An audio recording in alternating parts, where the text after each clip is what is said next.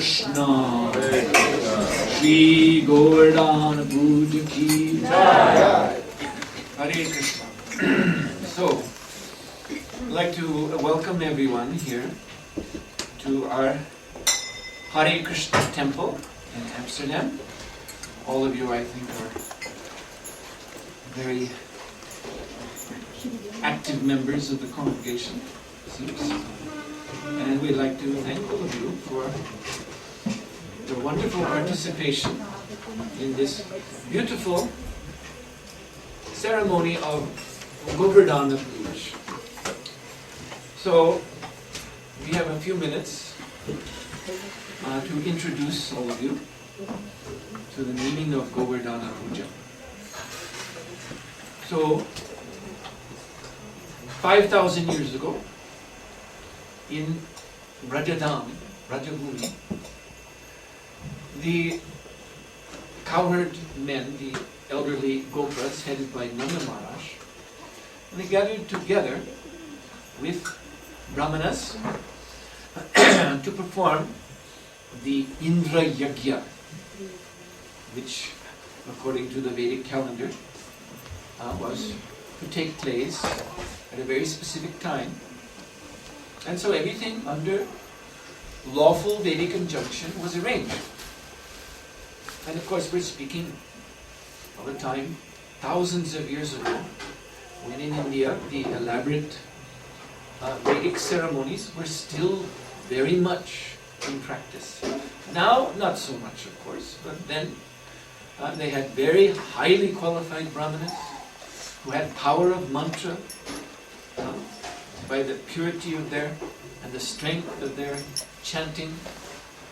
They could call the demigods, call Lord Vishnu, who is known as Yagya, Yagya Purush, to accept their offerings. So this was the plan. And this is according to what is called the Karma Kanda section of the Vedas. Karma means, of course, human work. We all have to do work in this world. There's no avoiding that. So the Vedas help us overcome the inauspicious reactions of our work, because you know, this is the nature of this world. That even you have all good intentions, as soon as you try to do something, as soon as you take a step, someone is being injured, unknown to you. Unfortunate living entities are being crushed underfoot. When we light the fire, we want to make a nice feast, but as soon as the fire is burning, so many living entities are destroyed in the fire. And we have to pay for this. This is karma. There's a debt. So the Vedas prescribe a means by which one can perform one's work and minimize the bad reaction and maximize the good reaction. Now this is not spiritual life actually. As Krishna explains in the Gita, spiritual life, bhakti yoga, Krishna consciousness, is nice karma. It means, as Prabhupada explains, neither punya, neither pap. You know these words? Punya means, we say piety, good works. Works that lead to a more auspicious material situation. And pap, of course, means sin. But we become degraded by sinful activities. So those who follow the karma, and this is also evident in other religions outside of India, Christianity, Islam, Judaism. They're also concerned very much with karma, with good and bad deeds. So everyone's trying to maximize good results and minimize bad results, but this is material still. This means what is still caught in action and reaction. Nice karma means no action, no reaction. There is action for Krishna, but no reaction. So when Lord Krishna, who at that time was only 7 years old, came to know that his own father and the leaders of the Vrindavan community were considering to perform a Karma Kanda ceremony, he thought, but we can paraphrase what Krishna thought. Not in my dham, not in my abode, because Vrindavan dham, Vrindavana Ramyasthane Divya Chintamani dham, this beautiful song by Srila Narottam Das Thakur is describing that Vrindavan is a transcendental place. It is made of Chintamani. Chintamani means spiritual stone, spiritual gemstone, which has the power to fulfill all wishes. It is not an ordinary place. And so everyone's wish who lives in Vrindavan is simply to satisfy Krishna. So Krishna was thinking, why they go to Indra? Indra has no position. So Lord Krishna began to speak 7 years old, and speaking in a very clever way.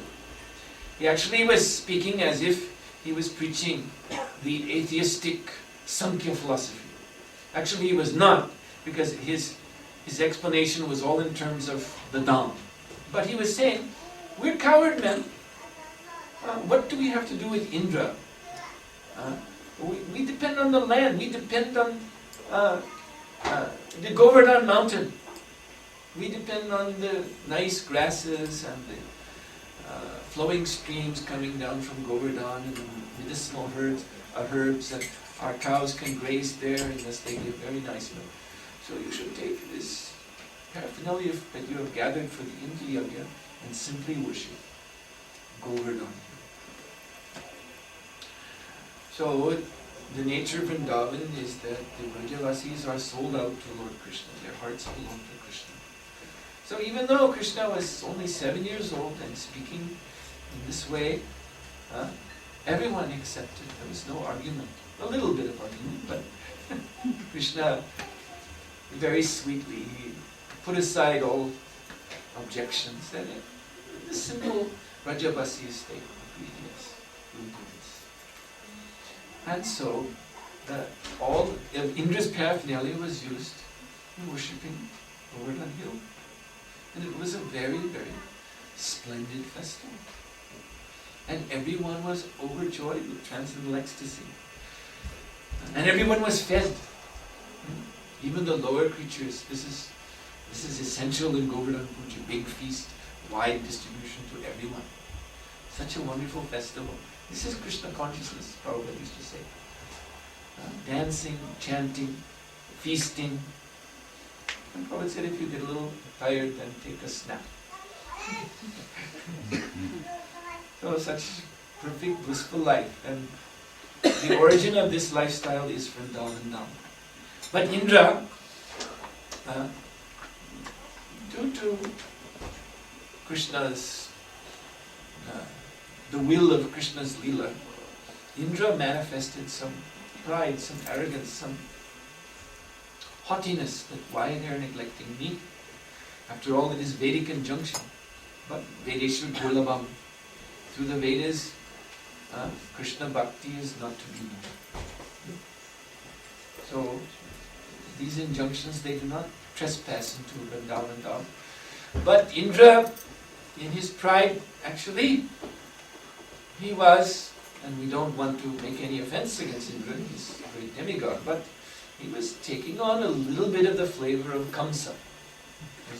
Although he's the king of the Devatas and a natural enemy of all the Asuras. But Kamsa was thinking, Vrindavan, this is under my jurisdiction. These people there have to do what I say. And Kamsa was sending Putana and Aristasura and so many demons to cause trouble, cause destruction. So Indra, he became a little bit like that. No, not a little bit, a lot. But momentarily. So he sent these Samvartaka clouds to inundate. I'll teach them a lesson. So these clouds only are released at the time of devastation of the universe. At the end of Brahma's day, for example. The Govardhan, there's rain and the Govardhan ocean rises up as far as the heavenly planets. All the lower planets are inundated. So the rain was coming down with the thickness of trunks of elephants. And all the Vrajavasis, the Gopas, the Gopis, the cows, all living entities, they all came before Krishna. They were soaking wet. Now Indra is angry. So Lord Krishna, with the little pinky, the little finger of his left hand, he lifted up the great Govardhan mountain, which at that time was much, much larger than it is now. Although now it is also very, very large. He lifted up the whole Govardhan mountain, balancing it on his little finger, and held it aloft for 7 days, so that all of his devotees could gather. As you see here, this is also Govardhan. This is the wonder of Krishna consciousness. That Govardhan can manifest here in Amsterdam. Vrindavan is here in Amsterdam. Vrajavasis are there. They're here for our service. So they gathered under Govardhan, Parva, took shelter there. All of their needs were automatically taken care of by Lord Krishna.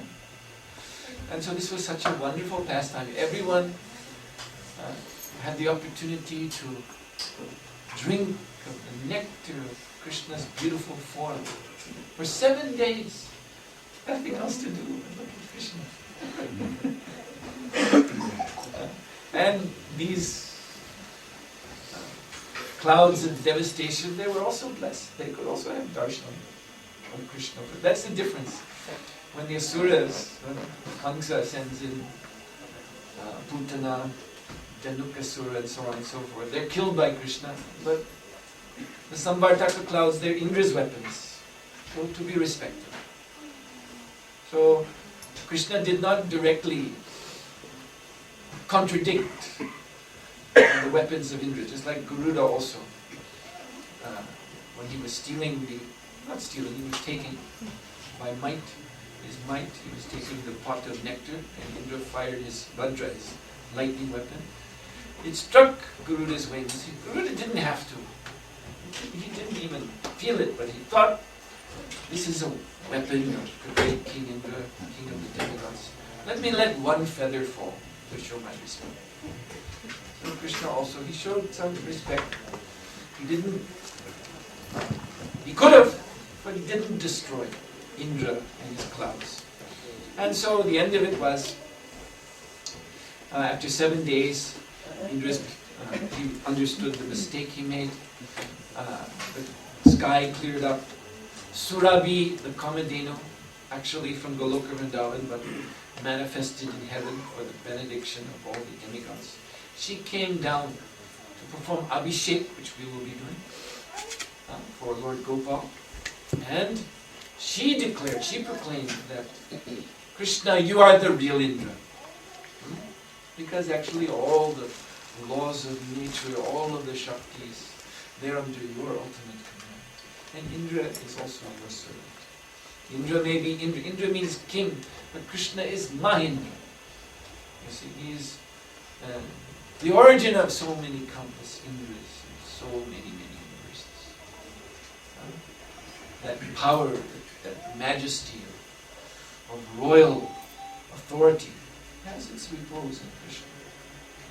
So she proclaimed, Krishna, you are the real Indra.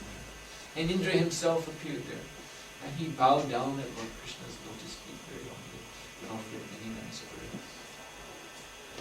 So, in this way, although Krishna, he was only 7 years old, you see this wonderful Govardhan Lila. It establishes Lord Krishna's supreme authority, establishes Krishna as Bhakta Vatsal, the caretaker of his devotees.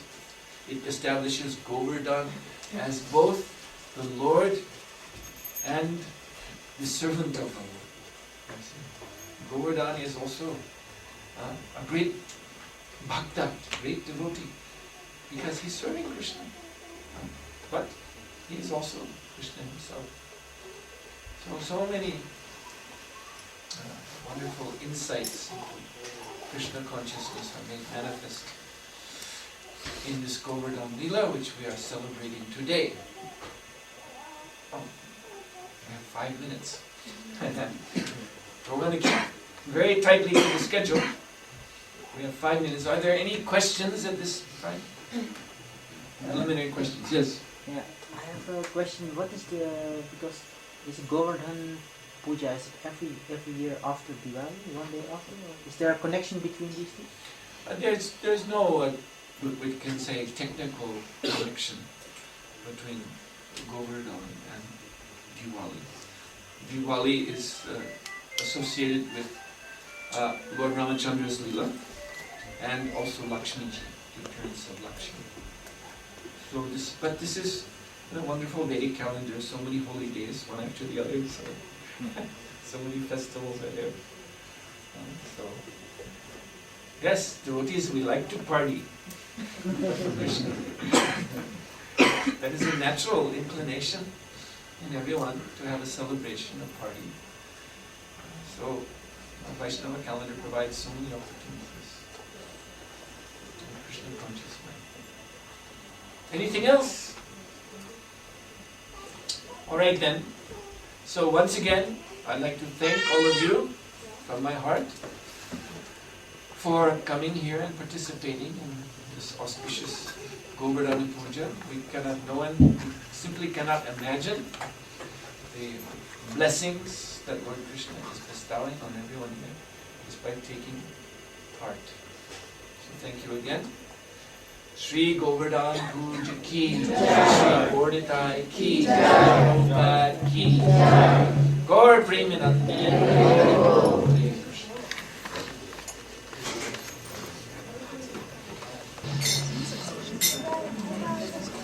Hare Krishna! Shri Govardhan Lal ki jai. Kun jij nog in de keuken staan er nog een aantal... Stegen die daar zijn, Shri Govardhan, Shri Krishna, Shri Parma.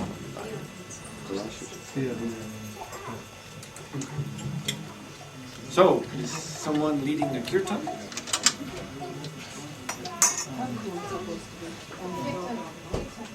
I'm supposed to. Huh? Maar als je lijkt te weten, dan Can do.